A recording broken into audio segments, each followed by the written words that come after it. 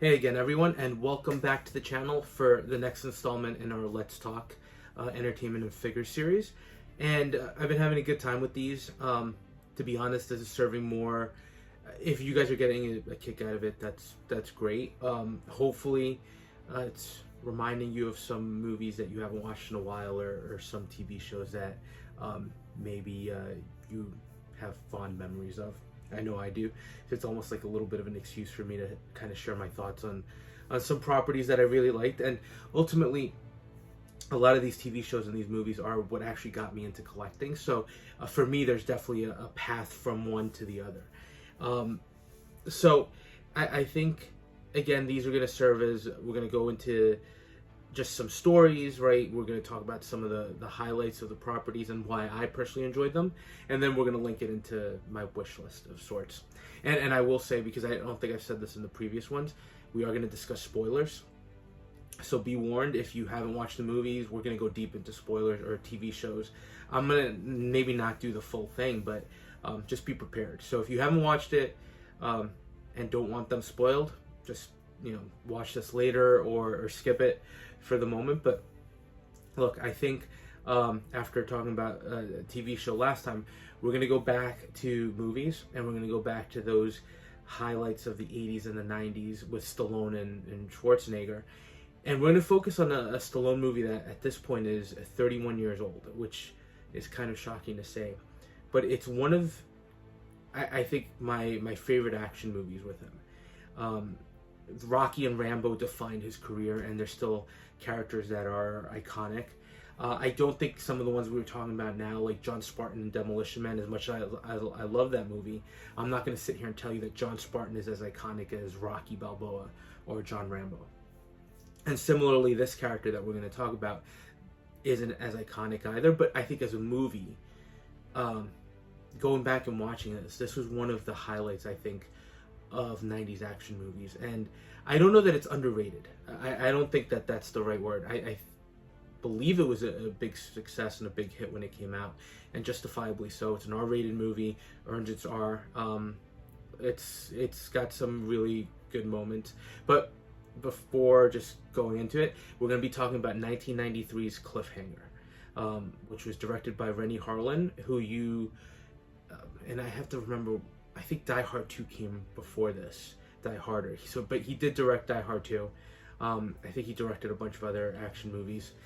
Great action director. A lot of practical effects here, as was the norm for the time. And the movie stars Sylvester Stallone as Gabe Walker, John Lithgow as Eric Quaylen, who is the villain. And we're going to talk about him a little bit, because I know there might be some thoughts on that. And then Michael Rooker, who a lot of us Marvel fans now know as Yondu, starred in this one along with Janine Turner. So, look, again, not as iconic of a character, Gabe Walker, as some of the other ones that Stallone's played in the past, but the movie itself is amazing. It's another action favorite of mine. And let's start with, we're going to dive right in, the opening. The opening hooks you, or at least it hooked me. To that point, right, Stallone had always been playing these larger-than-life characters, and I guess you could argue Gabe Walker is similar to that. But he's always been kind of this heroic character with this great action piece. Even in Demolition Man, right, he captures Simon Phoenix, and then it's not so much that he failed in his actions, but he's sent to jail for a crime he didn't commit, right, to cryo prison. Here, he actually fails. And first of all, the movie opens with stunning photography, right? So the visuals are just amazing. But he is a rescue climber that is basically been asked to come save or rescue his friend, who's another member of this rescue team, played by Michael Rooker. And basically, Michael Rooker is up there with his girlfriend. He's injured his knee, so he needs to be rescued. So we are introduced to Gabe Walker doing some incredible climbs to get to them. Now, Stallone didn't do those stunts, right? That was his credit to his stunt double, but it visually looks stunning. So he gets up there, helicopter lands, they rig up a line between two peaks so that they could basically, I don't want to say zip line, but they could pull themselves across into the helicopter that's waiting. So Hal, Michael Rooker's character, goes without a problem, and then Stallone basically helps Sarah, his girlfriend, who's inexperienced, helps her into his rig, into the rig, and she starts kind of climbing across the cable. And this is where there was a little controversy with this scene, because essentially her rig breaks and everything snaps and she ends up hanging by it, right? So the controversy, I remember even reading nowadays some of the comments, people are saying a rig would never break like that, right? A harness. So it's a movie, right? So a little suspension of disbelief is required, but it's a stunning opening where she's basically dangling across these two peaks, and there's like a huge fall underneath, right? Even she has a stuffed animal that falls, and you just see it, and even the music, it's perfect.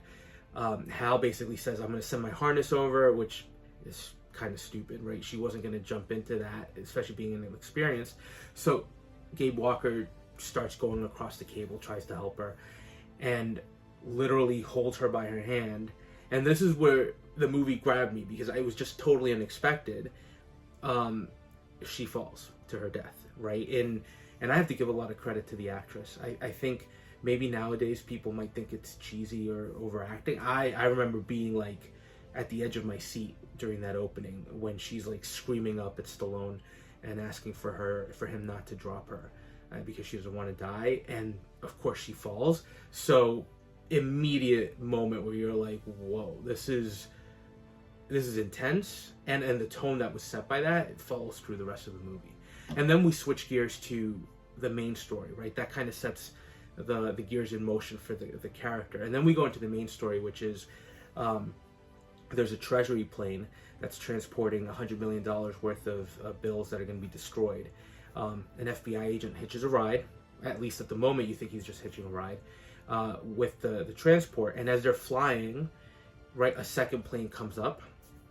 And if you've watched the movie, the term Tango Tango is something that's probably stuck in your mind, because I remember that conversation. Basically, the pilot of that plane and some other people keep on repeating that kind of designation back and forth. So it's always Tango Tango out, Tango Tango. But basically, one of the treasury agents is corrupt, and he wants to steal the money with Eric Quaylen, who is a former military intelligence officer. And this is a stunning aerial scene where basically the treasury officer kills everybody, and the pilot kills the co-pilot because they're all in it. And then they set up a line between the two planes as they're flying into a storm. And first of all, the treasury agent just zip lines onto the other plane, and then the pilot basically has to get the money across.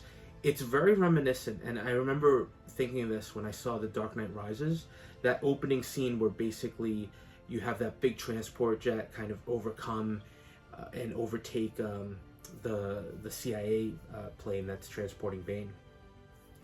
I think this is a little more intense, to be honest, at least with the musical score and the way everything is playing.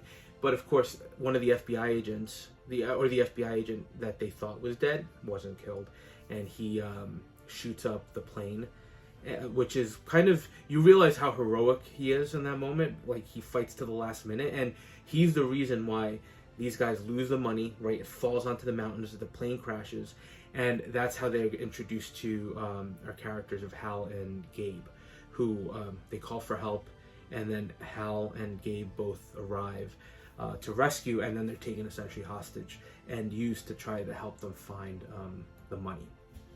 So, two very intense scenes, two very awesome scenes at that point in time, right? And I think that's just the start of the movie. The rest of the movie just has a lot of tension and a lot of really cool moments, some over the top, some not so much, but the score again hits, there's a ton of action, and let's talk characters. Gabe Walker, Stallone, he kills it, right? Even in a role that's a little different, right? I don't think he ever fires a gun. He fires like it's some type of weapon, but it's not a gun, right? But he does a great job, especially with the climbing scenes, and some of the moments you just kind of stare at the screen, you're like, that's incredible. Granted, I know he didn't do the stunts, but it's pretty amazing to watch. But the other highlight for me personally was John Lithgow. Now, a lot of people might know John Lithgow from his later appearance as a comic actor doing Third Rock from the Sun, playing the father of the aliens that are on Earth. He's hilarious, right? There's no denying that. But in this movie, he plays an over-the-top villain, and there's just an intensity there, the way he expresses himself, the way he carries himself, the stuff he does, right? At one point, his partnership with this treasury agent is clearly not as strong as it was at the start of the movie, or maybe it was never as strong. But there's a point where the treasury agent kind of has the upper hand and says, "I don't need you." So Quaylen grabs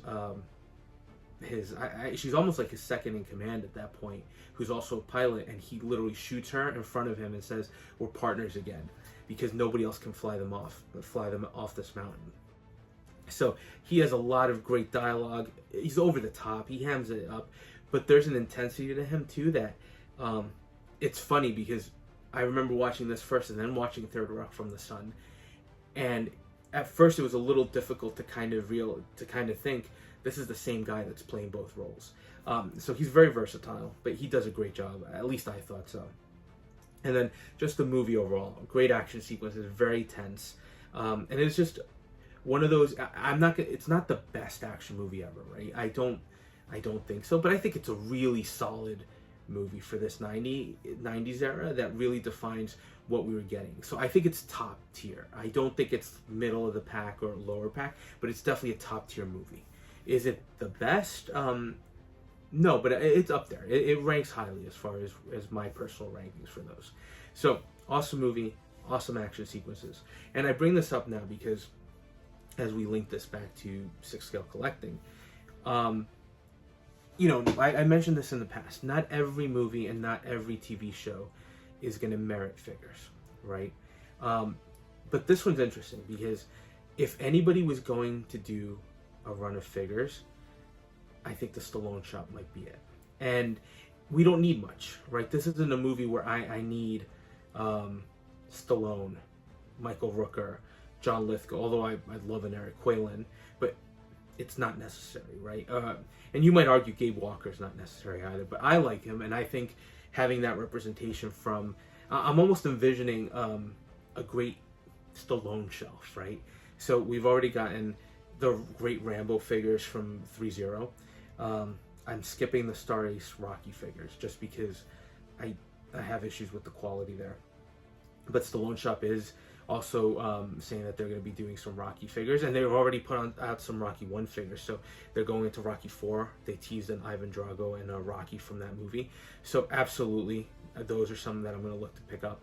So as you start looking at that, right, even the Tulsa King figure I got, I can really start getting a lot of great figures. I've got the Cobra from the Stallone Shop coming in soon, hopefully. So imagine adding a Gabe Walker to that collection, and I have more that I'm gonna ask for in other videos. But that's all you need, and it would be, I think, still visually interesting figure. I don't think it's anything crazy that would be that demanding. I don't see any other company doing it though. I don't see third party touching it. I could be wrong. They might announce it tomorrow, but I don't see third party doing it. I think if anyone is going to tackle just kind of these iconic Stallone roles that he's had, it would be the Stallone Shop, right? This is kind of a one-off that would go well with a Cobra figure, right? And there are lots of looks from the movie, right? From the opening scene, obviously. Now, the Stallone Shop with the Rocky figures has done some great diorama pieces. I don't know if they do that with a figure like this, but the opening scene, Gabe Walker. Then you have Gabe Walker in his full gear, right, when he's kind of reaching those rescuing the Eric Quaylen and his crew. And then you have kind of the appearance from the end of the movie. So there are a lot of different versions you can do from this. But if anybody's going to tackle this, it would definitely be, I think, I wouldn't put this to 3-0. I wouldn't put it to third party. I think it's Stallone Shop. I think Stallone Shop, if anybody's gonna touch this property, it would be them. And I hope they do, because again, I don't need all the figures. If they were to do another one, if they were to do an Eric Quaylen, I would pick it up, but I think that'd be a much more limited appeal figure. But I think a Gabe Walker would definitely be a character that people would pick up, I know I'd be super interested in getting it. So look, awesome movie. One of the best action movies, or one of the better action movies that I've seen, and it still stays with you. And when a movie stays with you, and this is a testament to those 90s movies, right? Like Predator. Every time that's on, I have to watch it. Rambo, Rocky, Cliffhanger, Demolition Man. I remember watching those on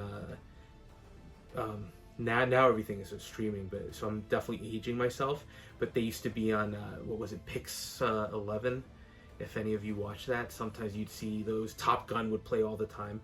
But there was something about those movies that I feel like there was a lot of replayability, and there's a lot of joy or enjoyment that you could get from seeing them, as opposed to other movies, maybe more modern, that you watch once and that's enough.